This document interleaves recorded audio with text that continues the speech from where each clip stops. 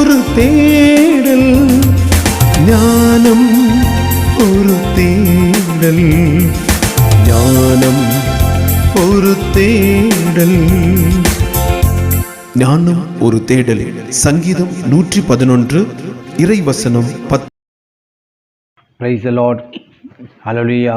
மரியே வாழ்க. இயேசு கிறிஸ்துவின் பிரியமான சகோதர சகோதரிகளே, ஆண்டவராக இயேசு கிறிஸ்துவின் பரிசுத்த நாமத்தினாலே உங்களை அனைவரும் வாழ்த்துகிறேன். எனக்கு பிரியமான சகோதர சகோதரிகளே, இந்த 2020 ஆண்டு முழுதும் ஆண்டவர் நம்மை எப்படியோ பாதுகாத்து வழிநடத்திருக்கிறார். அதற்காக நாம் ஆண்டுக்கு நன்றி செலுத்துவோம். இந்த ஆண்டு முழுதும் பார்க்கும்போது எல்லோருக்கும் ஒரு துன்ப நாட்களாக தெரிந்திருக்கும். ஆனால் அதெல்லாம் துன்ப நாட்கள் இல்லை, எல்லா வளர்ச்சி நாட்களாகவே நம்ம எடுத்துக்கொள்ள வேண்டும். ஏனென்றால் இந்த துன்பத்திலும் வாழ்வதற்கு கடவுள் நமக்கு ஒரு சக்தியை கொடுத்திருக்கார். அதுக்காக கடவுளுக்கு நம்ம நன்றி செலுத்துவோம்.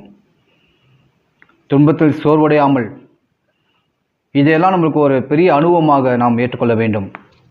இந்த துன்பம் என்று கருதாமல் நல்லது என்று ஏற்றுக்கொண்டு ஆண்டவருக்கு நாம் நன்றி செலுத்த கடமைப்பட்டிருக்கிறோம். ஏனென்றால் இப்படி ஒரு சம்பவம் இல்லை என்றால் நமக்கு அனுபவம் கிடைத்திருக்காது. இந்த பெருந்தொற்று காலத்தில் நாம் எத்தனையோ இன்னல்கள் இடையூறுகள் சந்தித்திருப்போம். இருப்பினும் நமக்கு எந்த விதமான பஞ்சமும் ஏற்படவில்லை. உணவுக்கோ பொருளாதாரத்துக்கோ தங்கும் இடத்திற்கோ நமக்கு எந்த விதமான பஞ்சமும் ஏற்படவில்லை. ஒரே ஒரு பஞ்சம் ஏற்பட்டது. என்னவென்றால் இறை அனுபவம் என்ற பஞ்சம் ஏற்பட்டது. இறை வார்த்தை கிடைக்கவில்லை, திருப்பலி இல்லை, ஆலயங்கள் மூடப்பட்டது. இதுதான் நம்மளுக்கு பஞ்சம் ஏற்படுது. தவிர நாம் வாழ்வதற்கு எந்த விதமான பஞ்சமும் ஏற்படவில்லை. இது நாம் நன்றாக புரிந்து கொள்ள வேண்டும். எனவே இதற்காக நாம் ஆண்டவருக்கு நன்றி செலுத்த வேண்டும். ஆண்டவரை மறந்துவிடாதபடி நாம் எப்பொழுதும் விழிப்பாக இருக்க வேண்டும். ஒரு சில மக்களை பார்ப்போம், அப்படியே நல்லா ஜீவிப்பாங்க, நல்லா உற்சாகமாக இருப்பாங்க. கொஞ்சம் வசதி வாய்ப்புகள் வந்தவுடனே ஆண்டவரை மறந்து போய்விடுவார்கள். அது இப்போ மட்டும் இல்லை, தொடக்கத்திலிருந்தே இஸ்ரேல் மக்கள் அப்படி தான் செய்து வந்தார்கள். அவர்கள் துன்பம் வரும்போது ஆண்டவர் நோக்கி கதறி அழுந்து புலம்பி அப்படி ஆசீர்வாதம் பெற்றுக்கொள்வார்கள். எல்லாம் துன்பம் முடிஞ்ச உடனே மீண்டும் அவங்க பழைய நிலைமைக்கு போய்விடுவார்கள். ஆண்டவரை மறந்து போய்விடுவார்கள். அது அநேக இடத்துல பழைய படிச்சுப்பாங்க. அநேக இடத்துல எப்படி இருக்கும், ஆண்டவரை மறந்து போகும் போதெல்லாம் அவர்கள் ஆசீர்வாதம் இல்லாமல் போய்விடும். எப்போது ஆண்டவரையும் திரும்பி வருகிறாரோ அவருக்கு ஆசீர்வாதம் கிடைக்கும். இது இன்றைக்கு மட்டும் இல்லை, அந்த நாட்களிலிருந்து அப்படி தான் இருக்கிறது. Praise the lord. Hallelujah, hallelujah. எனவே இந்த 2020 ஆண்டு முழுதும் ஆண்டவர் நம்மளை பாதுகாத்து பராமரித்து பயன்படுத்துவதற்காக நாம் நன்றி செலுத்த கடமைப்பட்டிருக்கிறோம். வருகிற புத்தாண்டு நம்ம எல்லோருக்கும் ஒரு ஆசீர்வாதமாக இருக்க வேண்டும். இதோட மிகப்பெரிய ஆசீர்வாதமாக நம்ம இருக்க வேண்டும். அதை நாம் அனுபவிக்க வேண்டும். கடவுள் நம்ம ஒவ்வொருவரையும் ஆசீர்வதிப்பார். இது துன்பம் என்று கருதாமல் உண்மையிலேயே இதெல்லாம் ஒரு அனுபவம். பிரச்சனைகள் சவால்களை சந்திக்க சந்திக்க சந்திக்கத்தான் சாதனைகள் செய்ய முடியும். சவால்கள் இல்லாமல் சாதனையாக மாற்ற முடியாது. எப்பொழுது ஒரு சவாலை சந்திக்கிறோமோ அது சாதனையாக மாற வேண்டும். அப்படி கடவுளுக்காக நாம் கடந்து வர வேண்டும். ஆண்டவரை தேட வேண்டும். அப்போ ஆண்டவரை மறந்து விடாதபடி நம்மை நாம் பாதுகாத்து கொள்ள வேண்டும். நாம் பார்க்குறோம், இறைவார்த்தை வழியாக ஒரு சில வார்த்தைகள் உங்களோடு பகிர்ந்து கொள்ள ஆசைப்படுகிறேன். இணைச்சிட்டம் 8ஆம் அதிகாரம் 11ஆம் வசனம்.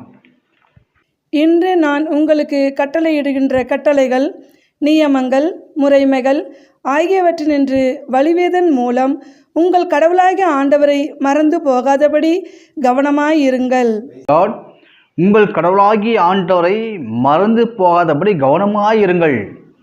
இன்றைக்கு உங்களுக்கு கொடுக்கிற கட்டளைகளை கழிப்பதில் கவனமாக இருங்கள். கடவுளை மறந்து விடாதபடி உங்கள் கடவுளாகிய ஆண்டவரை மறந்துடாதபடி கவனமாக இருங்கள். எதெல்லாம் கவனமாக இருக்க வேண்டும் என சற்று இன்னும் கொஞ்சம் ஆழமாக சிந்திப்போம். அதிலே 12ஆம் வசனம், நீங்கள் உண்டு நிறைவு கொள்ளும் போதும் அழகிய வீடுகளை கட்டி அவைகளில் குடியிருக்கும் போதும். Praise the Lord. நீங்கள் உண்டு நிறைவு கொள்ளும் போதும் அழகிய வீடுகளை கட்டி அதில் குடியிருக்கும் போதும் உங்கள் கடவுளாகிய ஆண்டவரை மறந்து விடாதபடி எச்சரிக்கையாயிருங்கள். Praise the Lord. ஹல்லேலூயா. நமக்கு நல்ல ஒரு உணவு கிடைக்குது, நல்ல அன்றாட உணவு கிடைத்து கொண்டு இருக்கிறது, நல்ல அழகிய மாளிகையில் வாழ்ந்து கொண்டு இருக்கிறோம், அழகிய வீடுகளுக்கு அதில் குடியிருக்கிறோம். அது இருக்கும்போது ஆண்டவரை மறந்து விடாதபடி எச்சரிக்கையாக இருக்க வேண்டும். இது ஆண்டவர் கொடுத்தது, இது ஆண்டவருடைய ஆசீர்வாதம் என்று மறந்து விடாதபடி நாம் எச்சரிக்க வேண்டும். தொடர்ந்து அடுத்த வசனம் 13ஆம் வசனம் பார்ப்போம். உங்கள் ஆடுகள் மாடுகள் பழுகும் போதும் வெள்ளியும் பொன்னும் உங்களுக்கு மிகுதியாகும் போதும் உங்களுக்கு உள்ளதெல்லாம் பெருகும் போதும். Praise the Lord. ஹல்லேலூயா. உங்கள் ஆடு மாடுகள் பழுகும் போதும் வெள்ளியும் பொன்னும் உங்களுக்கு மிகுதியாகும் போதும் உங்களுக்கு உள்ளதெல்லாம் பெருகும் போதும் உன் கடவுளாகிய ஆண்டவரை மறந்து வீழாதபடி எச்சரிக்கையாயிருங்கள். நமக்கெல்லாம் பொருளாதார செல்வங்கள் அதிகமாக வளரும்போது கடவுளை மறந்து விழாதபடி கவனமாக இருங்கள். அது தலைப்பு அப்படிதான் சொல்லப்பட்டிருக்கும். இணைச்சிட்டம் 8ஆம் அதிகாரம் 14 தலைப்பு பாருங்கள். ஆண்டவரை மறப்பது குறித்த எச்சரிக்கை. ஆண்டவரை மறந்து போனால் உண்மையிலேயே ஆசீர்வாதங்கள் எல்லாம் தடைப்பட்டு போய்விடும். எனக்கு பிரியமான சகோதரனே சகோதரியே, இந்த நாளிலே ஆண்டவரை அறியாமல் வாழ்ந்து கொண்டிருக்கிறார்களா? திரும்பி வாருங்கள். உங்கள் கடவுளாகி ஆண்டவர் திரும்பி வாருங்கள். ஆண்டவரை மறந்து விடாதபடி ஒவ்வொரு நாளும் அன்றாட வாழ்க்கையிலே 24 மணி நேரம் உங்கள் உள்ளத்தில் ஆண்டவரை புகழ்ந்து கொண்டே இருங்கள். உண்மையிலேயே நீங்கள் செல்லும் இடமெல்லாம் வெற்றி காண்பீர்கள், நலம் பெறுவீர்கள். Praise the Lord. ஹல்லேலூயா, ஹல்லேலூயா. மீண்டுமாக 14ஆம் வசனம் பார்ப்போம். நீங்கள் நெஞ்சில் செருக்குற்று அடிமைத்தனத்தின் வீடாகிய எகிப்து நாட்டிலிருந்து உங்களை கூட்டி வந்த உங்கள் கடவுளாகிய ஆண்டவரை மறந்து விட வேண்டாம். Praise the Lord. ஹல்லேலூயா. அந்த எகிப்து தேசத்தில் இஸ்ரேல் மக்கள் 400 ஆண்டுகள் அப்படியே அடிமைப்பட்டு கொண்டிருந்தார்கள். அப்பொழுது அவர் கூக்குறும்போது அவர் கண்ணீர்களை கூக்குறல்களை ஆண்டவர் கேட்டார். ஏன்னா ஆண்டவர் வாக்கு கொடுத்திருந்தார் ஆபிரகாமுக்கு, உன் சன்னதியை நான் ஆசீர்வதிப்பேன் அப்படின்னு சொல்லியிருந்தார். உடனே அந்த ஆபிரகாம், யாக்கோபு, ஈசாக் அவங்களுடைய தலைமுறை அப்படியே முடிஞ்ச பின்னாடி மக்கள் அப்படியே எகிப்து தேசத்துக்கு போகிறாங்க. போகும்போது அங்கே பழுகி பெருகி பெருகி பெருகி பெருகி பெரிய இனமாக மாறிவிட்டார்கள் இஸ்ரேல் மக்கள். அப்போ உடனே அந்த எகிப்திய மன்னனுக்கு ஒரு பயம் வந்துச்சு, இந்த மக்கள் பெருகி கொண்டு போய் கொண்டிருக்கிறார்கள் அப்படின்ட்டு பயம் வந்துச்சு.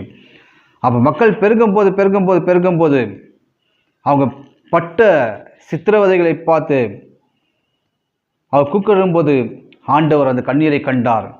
அப்போதுதான் உடனே மோசே அழைச்சி எகிப்து தேசத்துக்கு அனுப்புகிறார். அப்போ அங்கிருந்து மீட்டு வந்த ஆண்டவரை மறந்து விடாதபடி எச்சரிக்கையாக இருங்கள் என்றார். எகிப்து தேசத்தில் எவ்வளோ துன்பங்கள், எவ்வளோ கஷ்டங்கள் பட்ட இஸ்ரேல் மக்கள் மீண்டுமாக அங்கே எகிப்து தேசத்திலிருந்து கொண்டு வரும்போது அந்த பாலைவனத்தில் கூட ஒன்றுமே கிடையாது.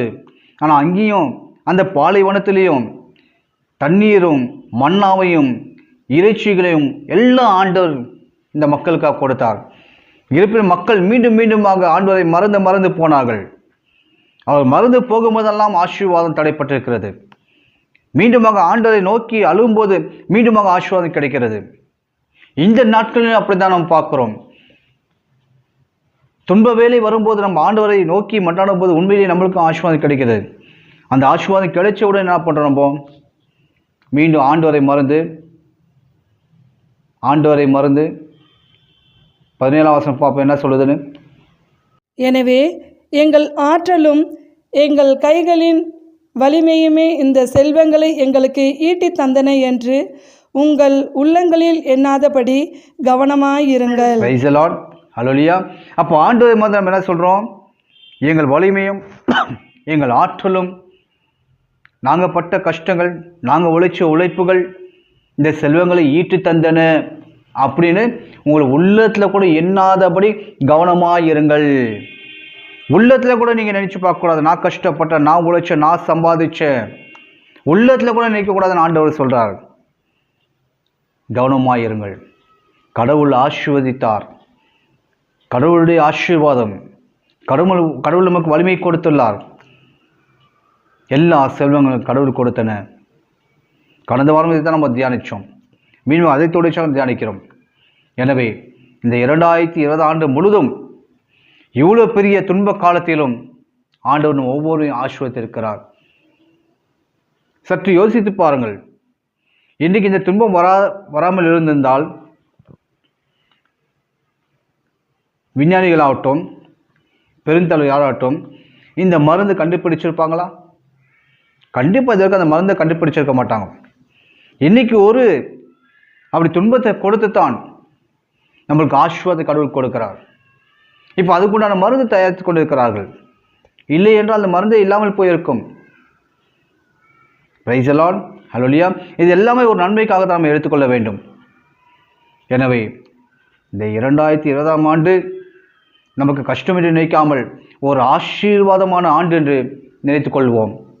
கடவுள் நம்ம ஒவ்வொரு ஆசீர்வதிப்பார். வரப்போகிற 2021ஆம் ஆண்டு இன்னும் எல்லோரும் புத்துயிர் பெற்று எல்லா மக்களும் உலக மக்கள் யாவரும் நலம் பெற்று ஆண்டவருடைய ஆசீர்வாதத்தை பெற்றுக்கொள்வதற்காக நாம் ஒவ்வொருவரும் ஆண்டு நோக்கி மன்றாடுவோம்.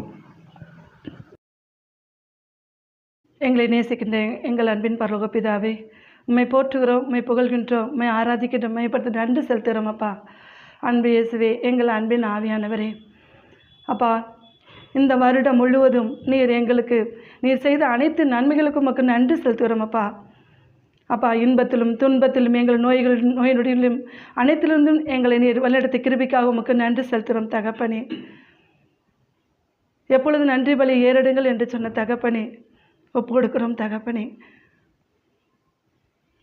ஆண்டவர் நல்லவர், என்றென்றும் உள்ளது அவரது இரக்கம் என்று சொல்லிக்கிறே தகப்பனே. எப்பொழுதும் இடைவிடாது ஜெபியுங்கள், மகிழ்ச்சியாய் இருங்கள், எந்த சூழ்நிலையில் நன்றி கூறுங்கள் என்று இந்த இறை வார்த்தை வழியாக ஒப்போடு ஜெபிக்கிறோம் தகப்பனே. கடந்த வருடம் முழுவதும் இந்த நொடி பொழுது வரை நீர் எங்களை வழிநடத்த கிருபைக்காக உங்களுக்கு நன்றி செலுத்துகிறோம் அப்பா. இனி வரும் காலங்களில் கூட தகப்பனே, அந்த மோசை கானான் தேச மக்களை அழைத்து வரும்பொழுது அந்த இன்பத்திலும் துன்பத்திலும் தகப்பனே நீர் அவளோடு உடனிருந்து நீர் செயல்படுத்தினீரே ஆண்டவரே.